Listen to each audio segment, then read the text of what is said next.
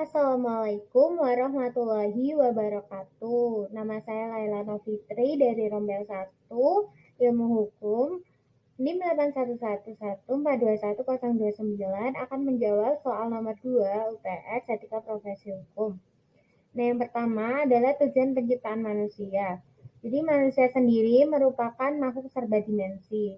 Tuhan menciptakan manusia sebagai makhluk yang paling sempurna karena manusia dikaruniai akal, pikiran, cipta, rasa, dan karsa.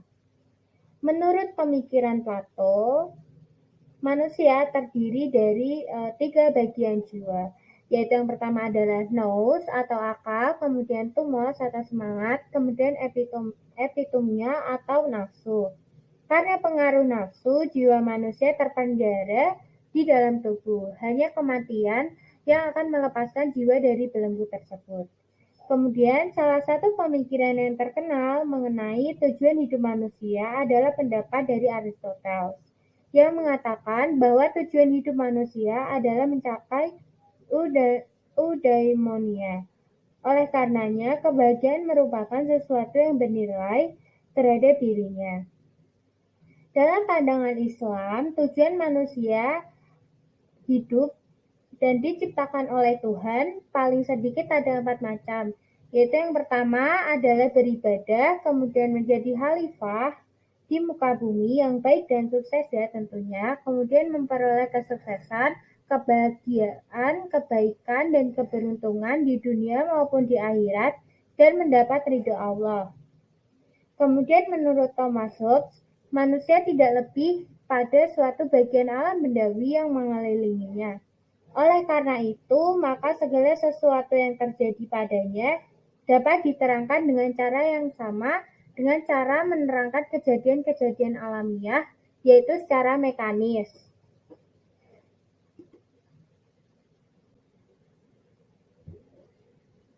Kemudian adalah potensi yang dimiliki manusia. Tuhan menciptakan manusia dengan memberikan kelebihan dan keutamaan yang tidak diberikan kepada makhluk yang lain.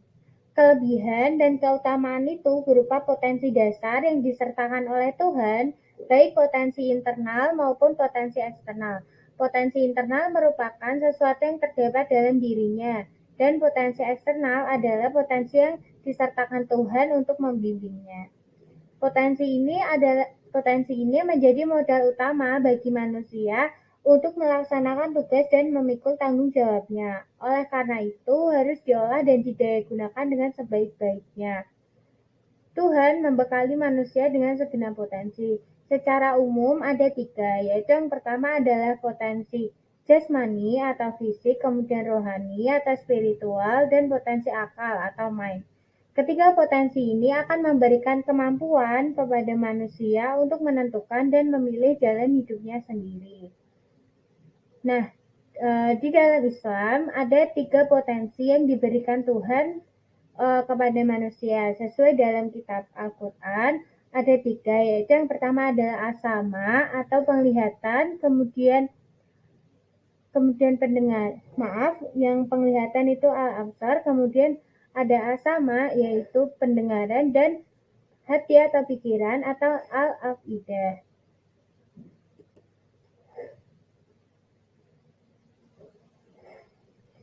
Nah, kemudian adalah karakter perbuatan manusia dalam merespon terhadap fenomena yang ada di sekitarnya.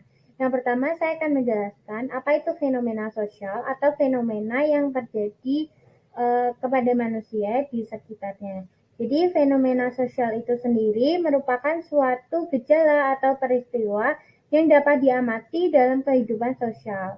Fenomena sosial dapat terjadi dikarenakan ada suatu kejadian yang di luar dari kebiasaan yang dilakukan oleh masyarakat atau sosial.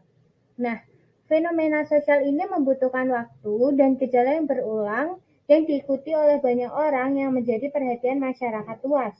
Ketika suatu gejala sosial ditiru oleh beberapa sekelompok manusia terjadi berulang-ulang dan semakin banyak gejalanya, maka akan menimbulkan suatu fenomena sosial atau fenomena di masyarakat.